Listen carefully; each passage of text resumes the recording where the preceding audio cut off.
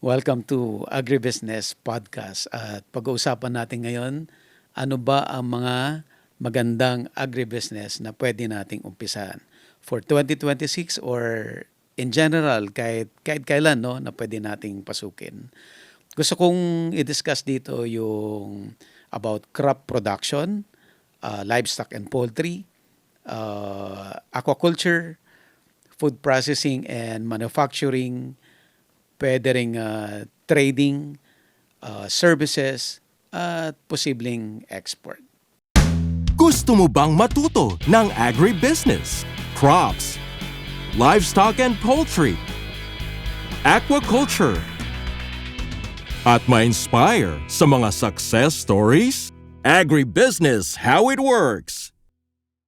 Bali yung i-discuss ko po ngayon ay overview lamang para magkaroon lang ho kayo ng idea, especially yung mga viewers na wala talagang idea pa kung ano yung mga gusto nilang pasuking venture. Alright? So, dahil bago pa lang yung ating podcast, ang aking mga topics basically ay puro general muna. But soon, mag-zoom in din tayo sa very specific na topics. Pag sa crop production, medyo maluwang to, no? Kasi ang dami from orchard to vegetables, ang daming halaman, no? Na pati ornamental plants kasama dyan. But gusto kong i-discuss, number one, ay sa crop production ay yung tinatawag na cash crops. Ano ba tong cash crops? Ito yung mga tinatanim na in 30 days ay meron ka ng i-harvest, no? For example, yung mga green leafy vegetables, no? Mga pechay, yon, mga lettuce, ganyan. Madami pa, no? At meron ding mga crops na mga mas matagal konti, like inaabot ng 3 months bago siya i-harvest. But kaya siya tinawag na cash crops kasi mabilisan. Pagkatanim mo, konti lang yung hihintayin mong time, ay meron ka ng ma-harvest na produkto. Okay? Majority dyan ay mga vegetables yan. But meron ding mga crops na inaabot ng 6 months to 8 months to 1 year bago mo siya i-harvest. Katulad ng mga root crops, no, cassava, ganyan, inaabot yan ng mga 8 months before mo siya i-harvest. Yung mga ube, inaabot yan ng 1 year at marami pang iba. But meron ding mga crops na hindi lang one time mo siya i-harvest. Marami mo siyang beses i-harvest at one time planting lang siya pero paulit-ulit mo siyang ina-harvest na aabutin ng 6 months to 1 year. Katulad ng talbos ng kamote, saluyot, yan, aabutin ng 3 times na nag-harvest ka ng saluyot bago ka magre-replant ulit. Magtatanim ka ulit from seeds bago ka mag-harvest. Katulad din ng dahon ng sili. No? Medyo mas matagal yon yung dahon ng sili. Ang alam ko dyan, inaabot yan ng 6 months or more. Especially yung mga native na sili, na dahon ng sili. No? Baka abutin pa yan ng 1 year na every 15 days. No? 7 days to every 15 days, nag-harvest ka. So tuloy-tuloy, meron kang inaaning. Yan yung mga tinatawag na cash crops. Meron din mga prutas, no, na masabing nating semi-cash crops kasi months lang din, no? Or months or 6 months or a year, katulad ng mga watermelon, mga melon, ganyan. Dragon fruit, no? In less than a year or a year, nag-harvest ka na rin. Though hindi pa madami, but meron ka nang na-harvest. So maraming ganong klaseng mga prutas na mabilisan lang. Guava, especially yung mga guapol, no? A year, meron ka ng mga harvest dyan. But maraming mga orchard, no? Orchard, sabihin natin, lumalaki yung mga puno na aabutin niya ng mga 3 years bago mamunga. 5 years bago mamunga. But because of the technology ng grafting, mas mabilis na tayong nakapagpabunga ngayon, no? It will take some time, no? Medyo matagal-tagal yung hintayan bago ka magkaroon ng harvest. So yung ano ba yung kagandahan ng cash crop versus doon sa orchard? Obviously, cash crops, meron ka na kaagad ma-harvest, kagaya na pag-usapan natin. But ang drawback nito ay lagi kang nagtatanim, no? Every time na darating yung time na tatanda yung halaman, kailangan mo siyang patayin at magre-replant ka ulit ng panibago. Versus doon sa orchard na ang orchard naman one time ka lang nagtanim, pero halos iba 10 years, 15 years, 20 years, may 50 years, mangga inaabot ng 100 years, ganyan. Na tuloy-tuloy every year or every other year nagkakaroon ka ng harvest, no? Yun naman yung kagandahan ng orchard. Kaya nga lang may waiting time, no? May waiting time ka na 3 years to 5 years na inaalagaan mo yung halaman pero wala kang na-harvest for the next 3 years to 5 years. Yon. Pero once na namunga naman siya, tuloy-tuloy na yan, no? Na mas madali na yung management kasi nga established na yung halaman. Balikan natin yung cash crops. Pwede kang magtanim para mag-harvest ng produce. Marami ring mga nagve-venture na ngayon ng seedlings, no? Nagpapatubo na lang sila ng seedlings para yun yung ibenta, no? Kasi ngayon na discover na rin or naintindihan na rin ng mga farmers na mas convenient magtanim ng hindi na from the seeds, no, kundi from the seedling. So nagsulputan na ngayon, marami na ngayon yung mga nursery, vegetable nursery na isang magandang hanap buhay din. So, bukod dyan, doon sa mga orchard naman, may mga nurseries din na nagpapatubo ng mga seedlings for fruit-bearing trees. No?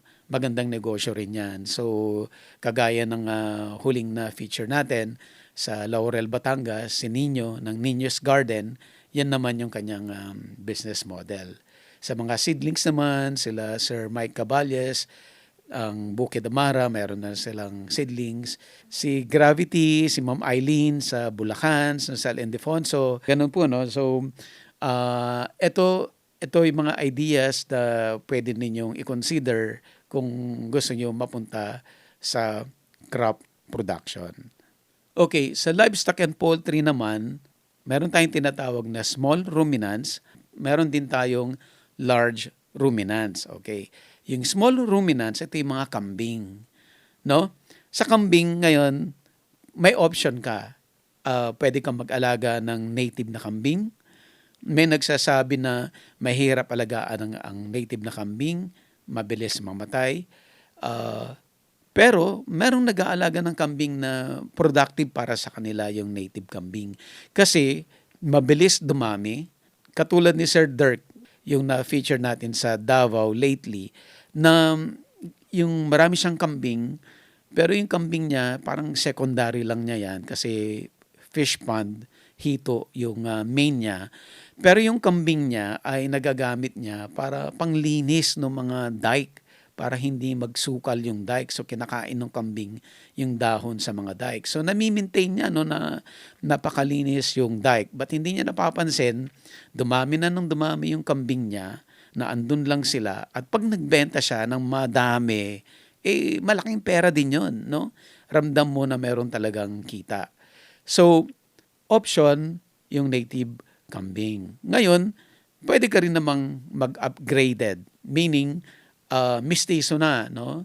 Pwedeng ang nanay ay native, pero may lahi yung tatay. So, recommend yan na kung gusto mong mas maganda yung lahi, mag-upgrade ka, mas malaki yung kambing mo. Unti-unti, yung upgraded mo, unti-unti, pinapataas mo yung lahi through continuous breeding hanggang dun sa makarating ka doon sa halos 100% na na purebred na parang imported na talaga siya.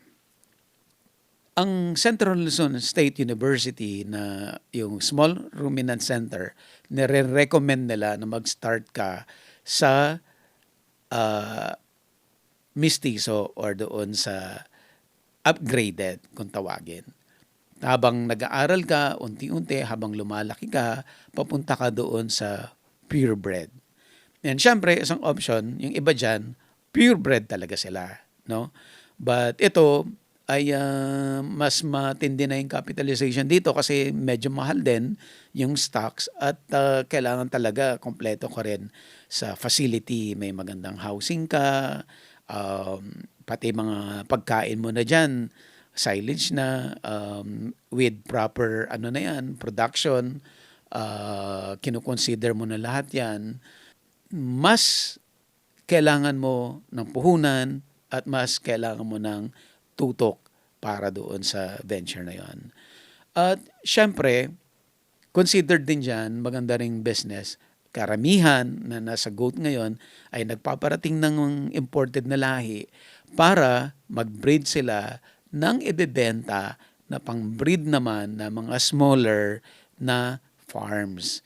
So yung mga mag-upgrade, yung smaller farms, kukuha sila sa mga breeder na to para doon sila kukuha ng stocks pang-upgrade. Isa dyan na farm ay yung farm ni Mayor Mar Sumaba doon sa Alilem na talagang napakaganda ng stocks niya na imported galing US at yung mga mas maliliit na farms, actually malalaking farms din na gusto nilang mag-upgrade kay Mayor Mar sila bumibili ng stocks nila. Small ruminants kasama dyan din yung sheep, no?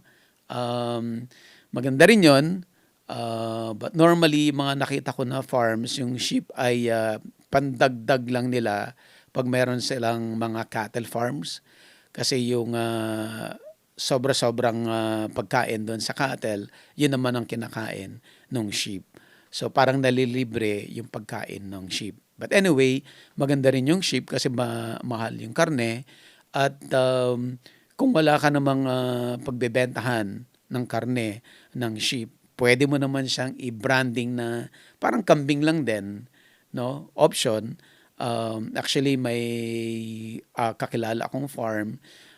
Dati, I don't know kung ginagawa pa nila ngayon, sila Eliza Farms, Jensen, na meron silang sheep, pero yung sheep ay dahil limited yung market, so binibenta na lang din nila na parang kambing kasi parehas naman yung lasa ng kambing at saka sheep. The only difference is mas mataba, mas masebo yung karne ng sheep. Okay, sa large ruminant, nabanggit na natin yung cattle. Okay? So, it's just the same. Maraming nagka-cattle ngayon. Ganun din through fattening or through breeding. So, marami rin nagpapadala ng mga breeds para i-breed nila, para bilhin din ng mga smaller farms. Katulad nila Victor Ranch, no? Nagbi-breed sila para ibenta. Sila Sir Rolly Lagaya, no? Ganun din, no? Malaki yung herd nila, marami silang baka. So far, parang si Sir Rolly nga yata yung pinakamalaki. Sa tingin ko na productive, na talagang kumikita na venture. So, sa cattle, meron ding, yun nga, breeding, fattening, at meron ding dairy, no? Sa Pilipinas, yung dairy requirement natin ay only 1% yung napuproduce ng Pilipinas. Ako yung nagtataka, no? Kasi ang dami-daming cattle farms, ang dami-daming goat farms. Pero lahat yan, no? Lahat ng napuproduce na yan ay just 1% nung fresh requirement ng Pilipinas. So, ibig sabihin, yung 99% ay ini-import pa natin. So, ganun kalaki yung potential. Kaya nga lang itong large ruminant ay sobrang ano rin, malaki yung puhunan. At napakatagal, masyadong matagal yung waiting time para makarating ka dun sa punto na kikita yung venture. Okay?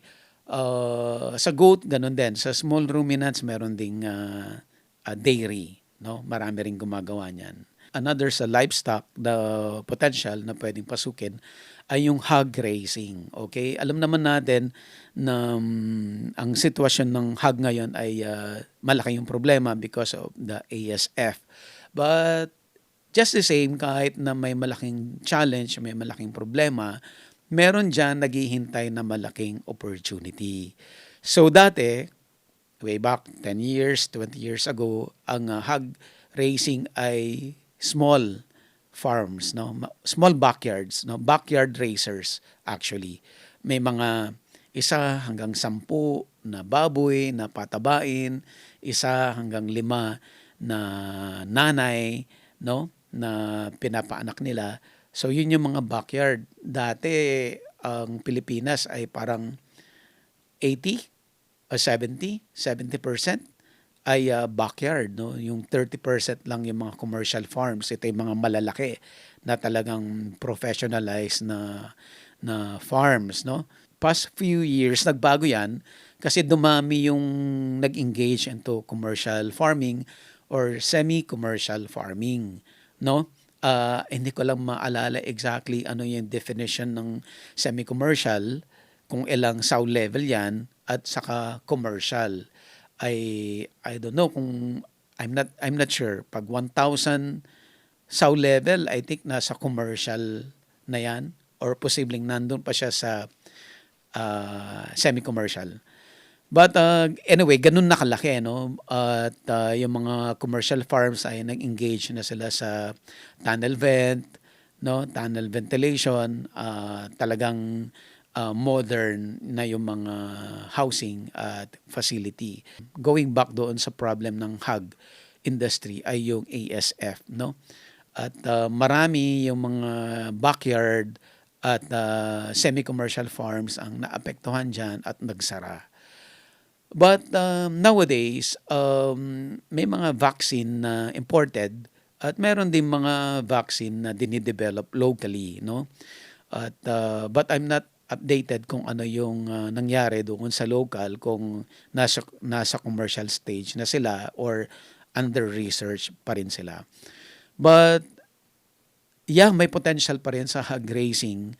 Ang katotohanan dyan ay nagbago yung cultural management. Paano mag-alaga ng baboy ay totally nagbago. Kasi number 1 requirement ngayon para sa hog raising ay biosecurity.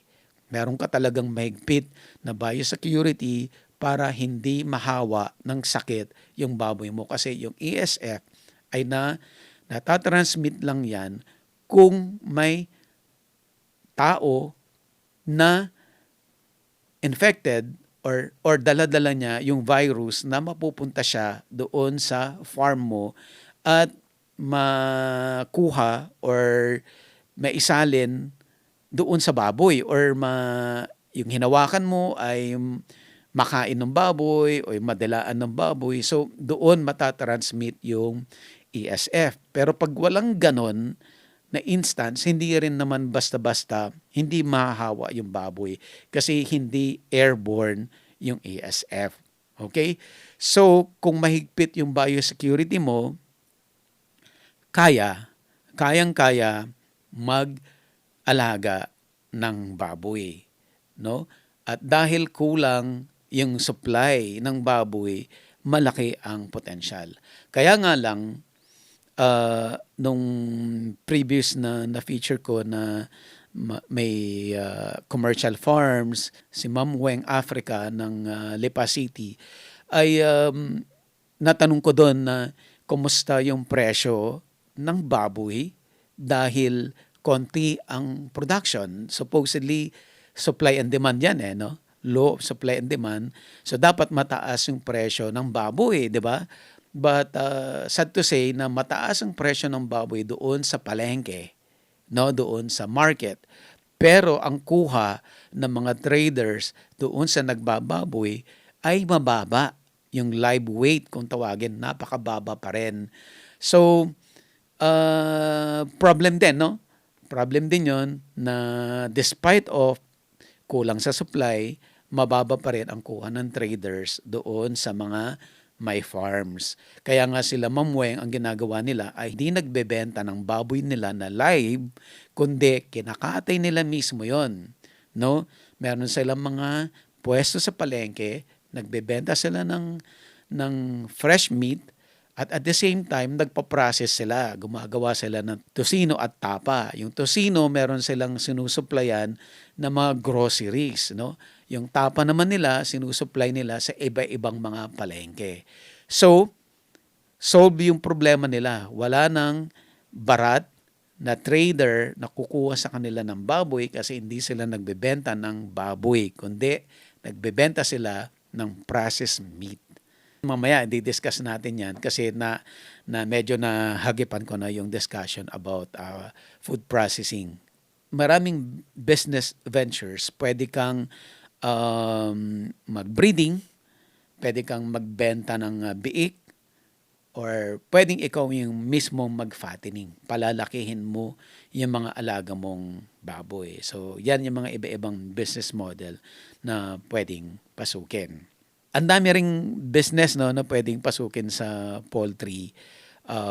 Andyan yung layer, no? Mag-alaga ka ng manok, bibilhin mo siya na RTL o ready to lay egg. At yun ang palalakin mo at ang i-harvest mo ay itlog. Maganda yan kasi kung yung baboy kanina ay months, no, ang hihintayin mo bago kang mag-harvest. Dito, daily meron kang hina-harvest. So, yung cash, mabilis. Kagaya rin kanina doon sa crop production, may cash crops tayo, meron tayong pangmatagalan na orchard. Dito naman sa poultry, no, every day meron kang nakukuha, meron kang pwedeng ibenta na egg. No? Yan ang kagandahan ng layer. So, yung broiler naman ay 28 days na lang ngayon. Grabe yung technology. Ang bilis. 28 days, mag-harvest ka na. So, isa sa mga nakita natin na broiler ay yung farm ni Sir Atoy ko, no? Na ilang houses siya, na tunnel vent, na thousands of birds per house. At yun, every 28 days, harvest siya. So, napakalaki nung kita. Kaya nga lang, ang laki rin ng investment kasi nga mga tunnel vent yan. Yung iba, ang business model nila, yung nabanggit ko na RTL. So, magpapalaki sila, bibili silang sisiw at palalakihin nila. Pag dumalaga na, ibebenta naman nila doon sa mga magle-layer, magbebenta ng itlog. Okay, so maganda ring business model yon. Marami ring gumagawa noon. At yung iba ay sisiw lang talaga. So ito, medyo mas malalaki na to kasi mga breeders na. Sa broiler, may mga hatchery na sila naman ang napaparami ng sisiw para bilhin ng mga mag-aalaga ng broiler at gagawing dumalaga. Okay, so marami pang mga livestock and poultry. Pwede rin ang itik, for balot at saka itlog na maalat. At least yan, atin talaga yan. At ngayon ay may technology na ang DOSTP card ay nag-purify ng sarili nating itik. At nung na-purify na yan, tinawag nilang Itik Pinas.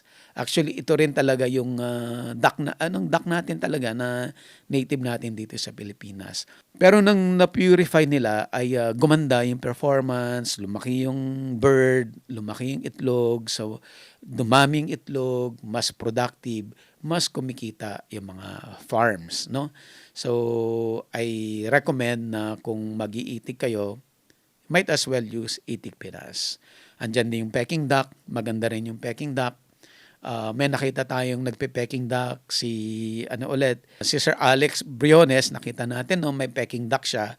Ang dami yung peking duck pero sabi nga niya ito on the side lang, hindi niya yun talaga main farming venture, kundi pinapakain lang niya sa mga peking duck niya yung mga damage na palay, no, kasi hindi maiwasan 'yan pag meron talagang mga casualty na nadadamage ng mga palay na dumapa during the planting season, inabot ng baha, ganyan, dumapa, nasira, nangitim. So hindi na 'yun mabebenta. So 'yun naman yung pinapakain niya sa mga peking duck niya. Aside from doon sa mga ibang mga tinatanim niya na Madre de Agua. Okay? So maganda rin kasi may constant na may bumibili sa kanya ng peking duck. At kung gusto niya mag-alaga ng peking duck, of course, may buyer yan.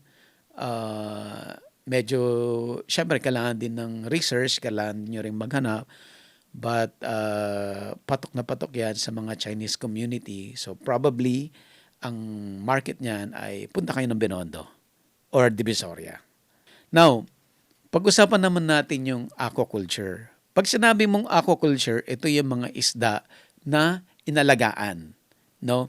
Na pinakain ng feeds or combination ng feeds at natural feeds, pero inaalagaan mo siya, no? Either sa pond meaning sa lupa na hinukay, linagyan ng tubig, yun yung pond. Pen, yun naman yung mga net, no, na nandun sa dagat or sa lake. Yan. So yun naman yung fish pen. Now, ano ba yung mga species na pinakasikat sa Pilipinas? Number one pa rin ang bangus. Pinakamalaking production ng aquaculture ay bangus. Primarily dahil yung mga growers ngayon ay nag-shift na, no, from pond to pen. Kasi yung pond, konti lang yung stocking rate mo doon. Yung mai-stock mo per square meter ay konti lang versus doon sa net, sa pen na sobrang dami, as in tunelada ang i-harvest mo sa isang pen lang or yung bilog. I forgot ang tawag na doon sa cage, no? Yung cage nila na bilog. Sobrang dami, 'di ba? Na naka-witness tayo ng nag-harvest ng bangus doon sa Suwal, no? At grabe, tonelada talaga yung hina-harvest nila na bangus. So number one pa rin ang bangus at pangalawa ang tilapia. Sa tilapia, marami pa ring pond na tilapia at marami pa rin yung pond na malalaki talaga, as in isang pond ay 1 hectare to 10 hectares per pond. Makikita mo yan sa Pampanga area. Ang luluwang ng mga ano diyan, ng mga pond. At ang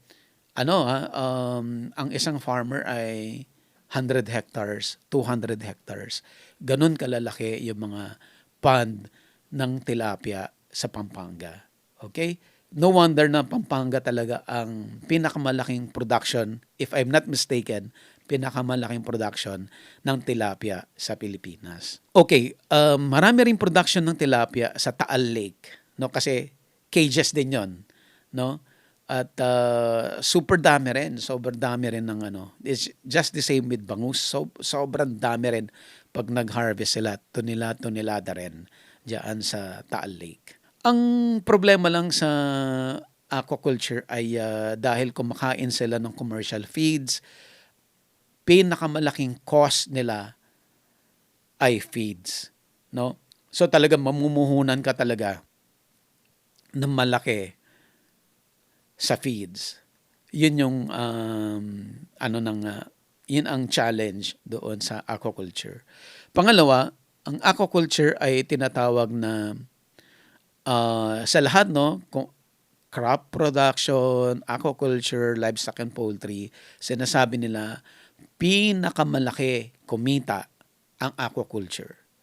Pero pinakamalaki ang risk, no?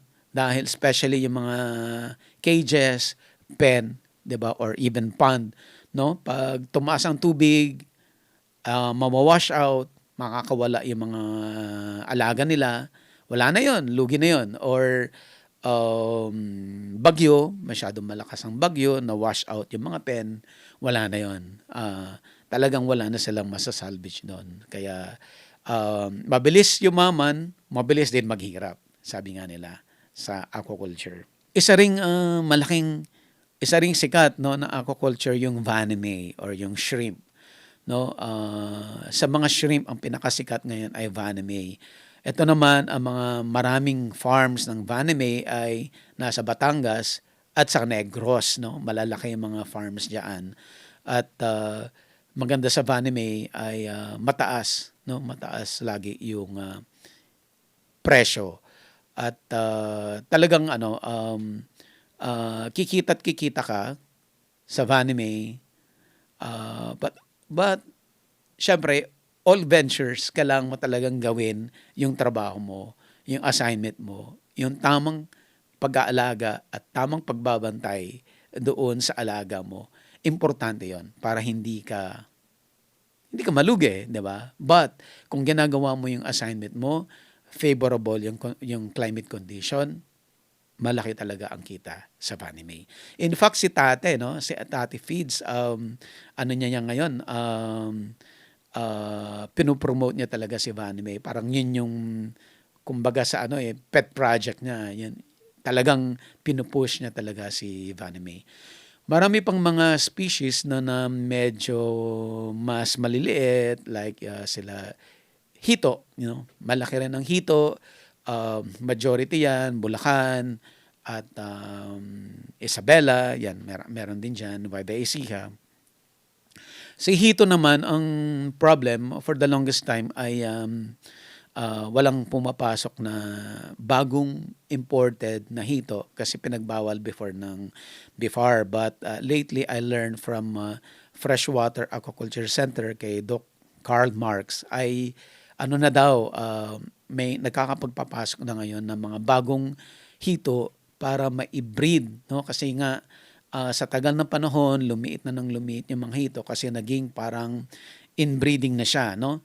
So, yun, meron ng good news, may mga pumasok na mga bagong breed, ay bagong hito, African hito, para mai-cross ulit doon sa mga existing na hito natin. Si Doc Karl Marx din ng Freshwater Aquaculture Center ay ina-advocate din yung native hito, no? We learn na iba pala yung native hito doon sa Bangkok hito. Magkaiba pala 'yon. Parehas silang maliit, pero yung isa, yung Bangkok hito, masakit pag natibo ka at lalagnatin ka. Yung pala 'yon. Pero yung native natin talaga, kahit matibo ka noon, hindi masakit. Hindi ka lalagnatin. Marami pang mga species, no, na kino-consider lang ng mga predators, pero let's say for example, yung dalag, no, walang nagko-culture ng dalag kasi matagal yung matagal mo siyang alagaan. I think almost a year mo siya alagaan bago siya dumating doon sa marketable price. But ang maganda dito ay pwede siyang mag-survive na hindi siya pakakainin ng mga commercial feeds. At hindi mo rin problema yung mga semilya kasi kusang dumadami yan, no? At andyan lang siya, nasa wild lang at pwede kang, sabi nga ulit ni Sir Alex Briones, favorite ko si Sir Alex na binibigyan na example, yung mga dalag nga niya, minsan daw doon sa Pampanga, doon sa Candaba, kasi maraming swamp area yan, laging binabaha. So laging ang daming diyan, mga wild species. Pag magtatanim na ng palay yung mga taga Candaba, pag wala ng bagyo, wala ng baha, magtatanim na sila ng palay. Yung mga areas na may mga naiwang tubig, i-harvest na nila yung mga dalag doon. So ginagawa naman niya, yung mga malalaking dalag, ibebenta ng farmer. Yung maliliit, kukunin niya kasi yun naman ang i-grow niya sa pond niya. Yun yung palalakihin niya. At maganda rin, no? Siguro sikreto lagi pag nagbe-venture ka ng farming, minsan consider mo rin yung hindi mo iniisip lagi na puro kita. Minsan, andyan lang, hindi mo lang siya masyadong iniintindi, pero magugulat ka na lang, harvest season na, ang dami mo na namang pwedeng kitain. Isa rin na potential ay yung crab, no? Meron tayong na-feature last year na ang laki, 25 to 50 hectares doon yan sa Samar, no? Kay architect Arnold De Asis. So, crab yung kanya. Ang ganda, no? Ang ganda ng system niya kasi polyculture ginagawa niya. Ibig sabihin, combination ang inaalagaan niya ng bangus at crabs. Pwede po yun. Pwedeng crabs, bangus, at shrimp, no? Pwedeng magkakahalo yan, no? May mga percentage lang kung alin yung mas madami kang aalagaan. Yun yung main mo. Yung the rest, pang ano lang, pang dagdag lang o pang polyculture mo lang. So siya, polyculture siya ng bangus at crabs. I think yung bangus niya ay mas mabilis, no? So, yung na-harvest niya doon, mako-convert into cash, panggulong ulit doon sa farm while inaalagaan yung crabs. Ang maganda kay architect ay kinumpleto niya yung cycle. So, ang problem kasi ng crabs ay may seasonality. May season kung saan nakaka-harvest ng crabs. May season na walang crab. So, kung meron kang market na defined na market na consistent na bumibili sa'yo regularly at wala kang maibigay na crab kasi wala sa season, no? Kaya nagkakaroon ng season because merong season kung kailan manganganak yung crab, no? So kung wala kang nahuli na crablet, wala kang nabiling crablet para alagaan mo siya, para palakihin, darating yung time wala kang i-harvest. Paano ngayon yung market mo na naghihintay ng production mo? So problem yun. So ang ginawa ni architect, kinumpleto na niya, may hatchery siya ng crab. The only hatchery in the Philippines. Si architect lang ang meron yan. So, sinet up niya yan, high-tech, sobrang complicated. Kasi ang hirap pala niya, no? Meron ka palang i-grow para kainin nung kakainin nung crablet. Ibig sabihin doon sa hatchery, 3 yung inaalagaan mo. Bago mo mapalaki yung crablet. At hindi pa nga crablet, I forgot the term, yung sobrang liit, parang mga kuto pa lang. O parang langaw o mas maliit pa sa langaw. Yun yung yun yung napoproduce nila at yun yung ilalagay nila sa pond. Yun yung palalakihin nila na crab. Ginawa ni architect yun para masolve niya yung problema niya, para tuloy-tuloy meron siyang harvest. Kasi maganda yung market niya. Captured niya yung mga restaurants dito sa Metro Manila. And I think meron din siyang export sa Hong Kong at saka sa Singapore. Ang ginagawa niya ay, kasi 'di ba ita-travel yung crab, no? Pag may order, alangan naman mag-harvest sila doon sa pond na napakalaki ng pond. So, delayed yun. So, ang ginagawa niya, may staging area siya, which is yung apartment, yung tinatawag nila na RAS. So, linalagay niya ngayon yung mga crabs niya na nahuli doon sa RAS, doon sa apartment, while waiting doon sa pag-transport sa kanya. Para anytime na may tawag at anytime na mayroon siyang order at ita-transport, immediately mayroon siya. Hindi na siya manghuhuli doon sa pond. Okay. Another example ng business model ng crab, ng RAS, ay si Paulo Orbe. No? Si Attorney Paulo Orbe. Si Paulo ay RAS din yung ginagawa niya. Ang sistema naman niya, napakaganda yung business model niya. Kasi yung mga farms na nag-harvest, hindi yan nawawalan ng reject. No? Meron at merong reject yan. It's either maliit, hindi nakalaki, or payat, or katatapos mag-molting. No, yung soft yung shell. So lahat yan reject. So ginagawa niya, binibili niya lahat yung reject. At yun ang i-grow niya, patatabain niya for 2 weeks. After 2 weeks, deliver siya dun sa client niya. So kumita siya kasi mabilisan, parang cash crops, 'di ba? 2 weeks lang, may harvest siya, may kita siya. Another species ay yung ulang. Ito at least native natin 'to, no? At may native din ang Vietnam, ang Thailand. So ngayon naghalo-halo na 'yan, no? Andiyan lahat dito sa Pilipinas. At may mga nag-hatchery na rin, no? Si Jay Kabutihan. Pwede niyo siyang kontakin kasi talagang trusted siya na source ng similya. Si Doc Wesley, by the way, makikita nyo lahat yan sa YouTube channel natin, no? Andun lahat yung videos nila at andun din lahat yung mga contact numbers nila. Si Doc Wesley ay ang ganda rin. Ang ganda ng hatchery niya, ng ulang niya. At expert talaga siya kasi nanggaling siya ng BIFAR. Dati siyang director ng research station sa Dagupan. Okay. So, marami tayong mga options, no, na pwedeng gawin sa aquaculture. Ang agribusiness ay hindi lang sa pag-aalaga at pagtatanim, no? Hindi lang sa pag-aalaga ng hayop at pagtatanim ng halaman. Kasama rin diyan yung food processing and manufacturing. Food processing ay ipaprocess mo yung produkto para maging value adding, para tumaas yung value.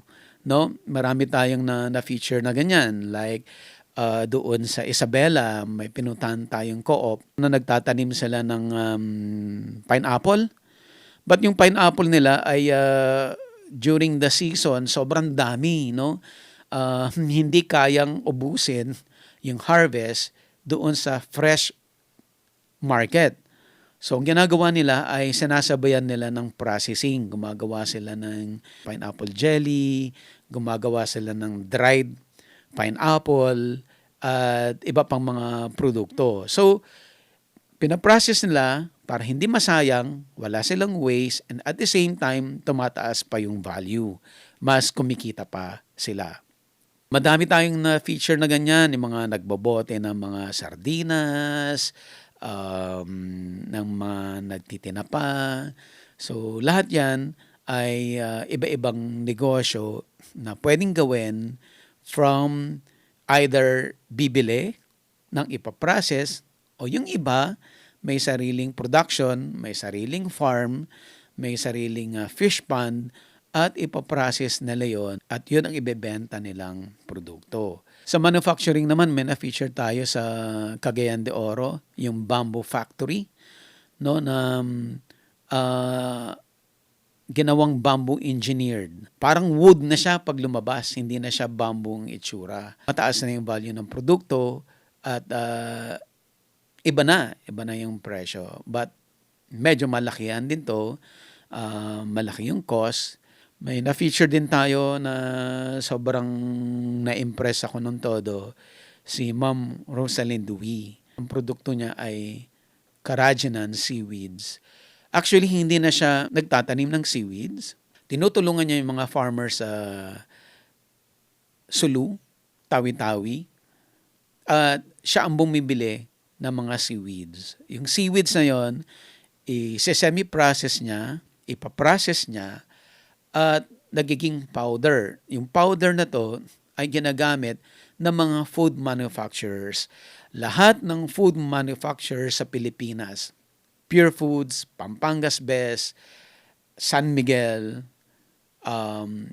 Jollibee, lahat yan ay binibili ang produkto niya.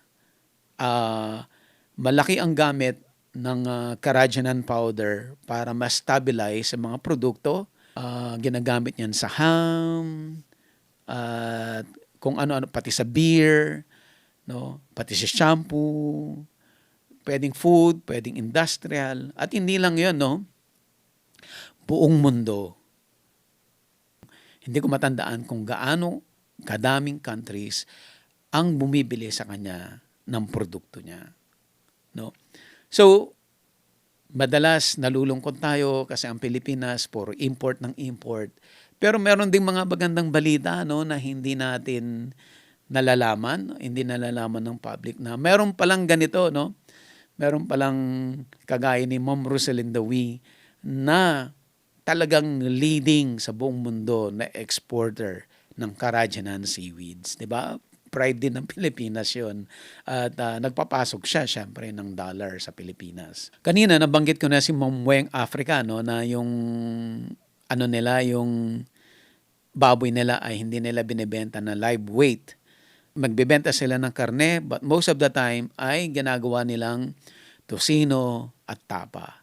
So, malaki ang kinikita kasi pre-process nila. Ako nga, ang dream ko talaga kung nakapag-establish ako ng farm, dream ko talaga ay magkaroon ng guava orchard. No? Pero yung guava orchard ko ay hindi ako magbebenta ng prutas, kundi magbebenta ako ng guava juice at guava jelly. Yun talaga yung pangarap ko. Yun talaga gusto kong gawin na project. Sana soon. I-recap ko lang, pwede kang may sariling farm or pwede ka rin kumuha sa ibang farmers nang ipaprocess mo. Sa agribusiness, ang dami ring services, no? Ibig sabihin, magbibigay ka ng services sa ibang farmer at yun ay negosyo. Okay. Example dyan ay yung mga farm machineries, no? Tractors, farm implements, no? Pwede kayong bumili ng mga machineries kay All Certified Equipments. Sila yung nagpaparating ng mga equipments dito sa Pilipinas. Pati rin si Agridome, nagpaparating ng drone, ng iba pang mga equipments to modernize yung ating agriculture. So, yan ay pwede kayong bumili ng tractors and equipments para mag-render kayo ng services sa mga farmers. Kasi madaming farmers, they cannot afford to buy, pero ikaw, pwede mo yang i-service. 2 months ago, nandun kami sa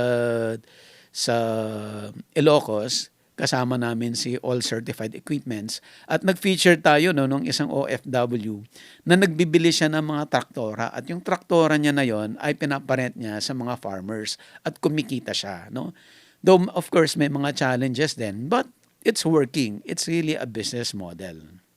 I think yung drone, maganda rin, no, na kung may maglakas ng loob na bumili ng drone para ipa-service, siya na ang magsa-service sa mga farmers. I think gugustuhin niya ng mga farmers eh.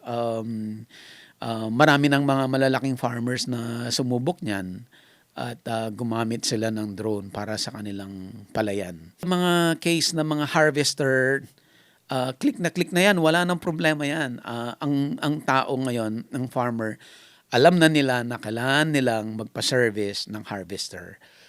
For transplanter, na-introduce na yan, but siguro kailangan pa ng mai-push pa para eventually ay gamitin din ng mga farmers. Ang best example pa rin dyan doon sa mga nagpaparent na mga equipments ay si Sir Danny Cunanan. No? Marami siyang tractors, marami siyang farm implements, and I think 1,000 hectares yung siniservicean niya na rice and corn. So lahat sa kanya nanggagaling yung services. By the way, yung mga gustong bumili na mga farm implements, na mga tractors, andyan lang si Bank of Makati, no? Pwede nyo silang kontakin, may mga financing services sila, and also si Bank of Angeles, no? Na talagang ano rin, na I think sila yung nauna na pasukin talaga yung ganitong services para maging affordable ang mga farm machineries sa mga farmers. Ang akin lang sana makita rin na mga negosyante or mga nagbabalak pumasok sa services yung dryer facility and storage facility ng palay, kasi yan yung number 1 na problem ng mga rice farmers. Napipilitan silang ibenta immediately yung palay kasi wala silang storage, wala silang drying facility. Kung meron sanang mga ganito, baka mag-work din na for rent din, no? For services. Imagine mo kung may entrepreneur na magpo-put up ng mga ganitong facilities. Kasi para sa akin, feeling ko mag-work. Kasi kailangan ng mga farmers. Kaya nga napipilitan yung mga farmers na ibenta kaagad yung mga bagong harvest na palay nila kasi wala naman silang storage. And feeling ko mag-work kasi sa sibuyas nag-work eh. Sa sibuyas kasi may mga malalaking storage na for rent. At hindi yung buong storage ang for rent, space lang sa isang storage. So meron ka lang space na i-rent at rent mo yon ng per kilo per month na ini-store nila yon ng 6 months or more at unti-unti nila yan na inaalis doon sa storage habang binibenta nila unti-unti. So ganun din, nag-work nga sa sibuyas, di posibleng mag-work din sa palay. O isa pang magandang pasukin sa agribusiness ay yung trading. And I think maganda to. Marami na tayong na-witness, no? Marami na tayong nakita na trader ay nag-boom yung business. Sabihin natin yumaman.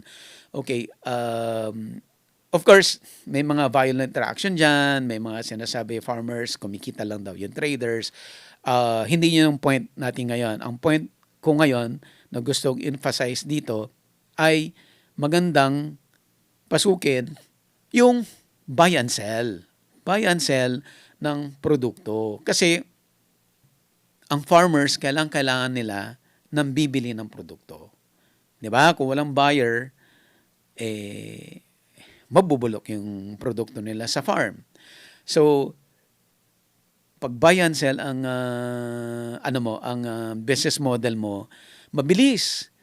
Pwedeng binili mo ngayon, kinabukasan o mamaya din mismo cash na yon, nabenta mo na rin. Posibleng kinuha mo lang sa farm, dinala mo lang doon sa bodega mo. Pagdating sa bodega mo, palit lang yan ng truck. Ita-transport na yan papuntang Manila. Nabili na siya. So, ganun kabilis yung business ng trading. Again, hindi masama ang trading. Isang magandang negosyo. Kailangan lang fair, no? Para naman, hindi naman kawawa yung ating mga farmers. But again, kailangan talaga ang traders para makarating ang produkto sa market. Pwede ka rin maging wholesaler, no? Pwede ka rin maging retailer. So, doon sa mga bagsakan, let's say for the case of Balintawak, may mga farmer sila, nagdadala sila ng produkto nila sa Balintawak, pero sinasabayan nila ng produkto ng ibang farmer na walang capability magdala ng produkto niya sa Balintawak kasi wala rin siyang transportation, wala siyang pwesto. So yung isa na mas malaking farmer ay may pwesto siya, so siya magdadala. Pagdating niya sa pwesto niya, pwede niyang yan i-supply sa ibang mga katabi niya na pwesto or may mga bumibili ng wholesale na nagbebenta naman sa ibang palengke na mas maliliit na palengke sa iba-ibang lugar or mga taga-talipapa. So yun. So pwede kang mag-wholesale, pwede kang mag-retail, pwede kang buy and sell lang. Bili, benta agad. Kagaya ng sinabi ko kanina na maraming ganun. Pag nakakakita ako ng ganun, sobrang amazed ako. One time, nandun ako sa Laguna, dun sa mga namamakyaw ng pinya, no? Pakyawin niya yung pinya, linagay niya sa jeep niya, pagdating sa bayan, andun na yung buyer. Ililipat lang yung pinya doon sa kabilang truck at ibabiyahe na yan papuntang ibang pwesto dito sa Manila. So ganun kabilis, mabilisan, patong lang ng piso to 5 pesos per fruit. Ang laki na ng kita. So, yun, mga pwede nating mga pasukin na mga na opportunity. Meron ding opportunity for export. Though, sa ngayon, ang situation natin ngayon, priority pa rin natin yung sarili nating production para sa ating Pilipino. Pero may mga potential for export. Let's say, for example, ang Philippine mango, di ba? For the longest time dati, number 1 ang Philippine mango sa export, pero nawala. But ngayon, binubuhay ulit. So, andyan si Sir Rico Batumbakal sa Zambales na nag-e-export na siya ngayon ng mangga niya sa Dubai, no? So possible. Ang ginawa niya, dinagdagan lang niya yung production niya. Total, napakaluwang ng farm niya.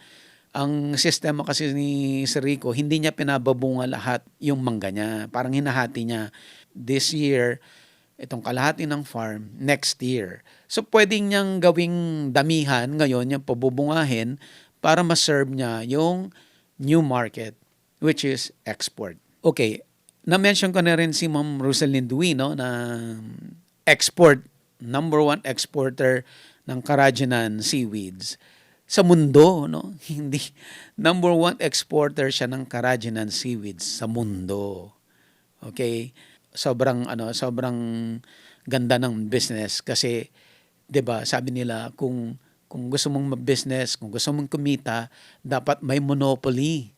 Dapat ikaw yung preferred ng buyer, no? Mas maganda kung ikaw lang ang source ng buyer. And that exactly is parang it's happening. I heard kay Ma'am Rosalind, mayroon din siyang mga competitors dito sa Pilipinas, but more or less siya yung biggest. Okay, siya yung preferred na supplier. Nung nasa LA ako, tinur ako ni Sir Arthur Moya. Dinala niya ako sa LA Downtown Flower Market. At grabe talaga yon. Grabe talaga yun. Super ganda. Ang laki. Imagine mo, bulaklak lang ang binibenta. Pero parang warehouse club. Naalala nyo ba nung time na may Uniwide Warehouse Club? Parang ganun. Maraming ganun na tabi-tabi. At puro bulaklak. Puro cut flowers ang paninda. At ang gaganda ng packaging. Sobrang gaganda. Imagine mo, no, ganun kalaki yung market.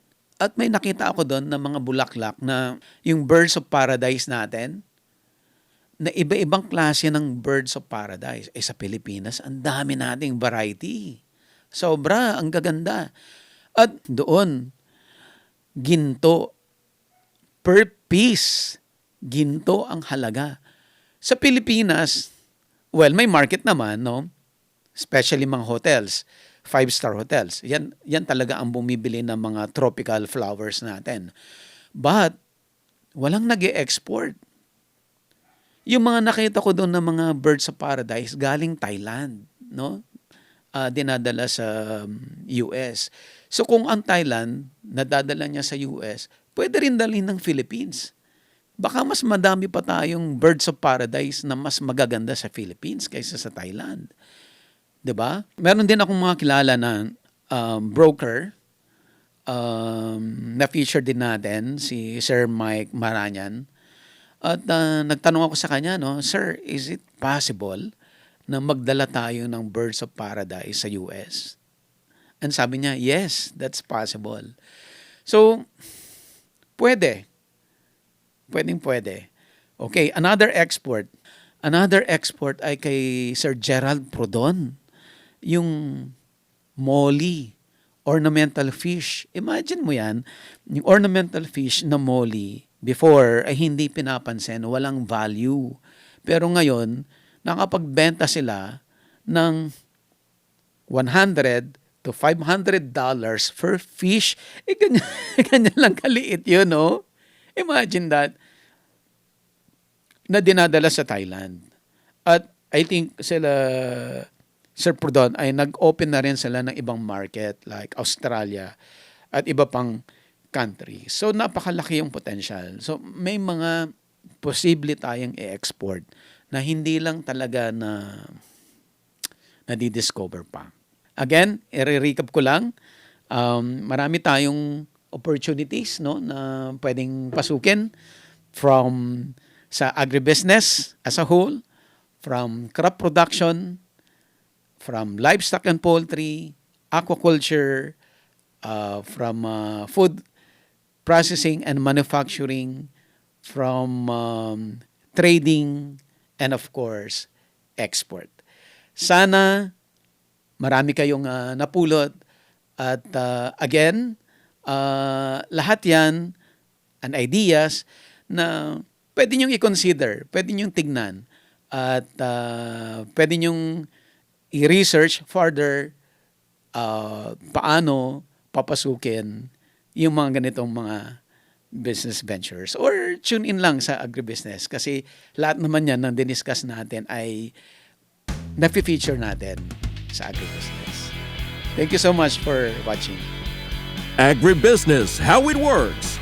Instruct, inspire, succeed.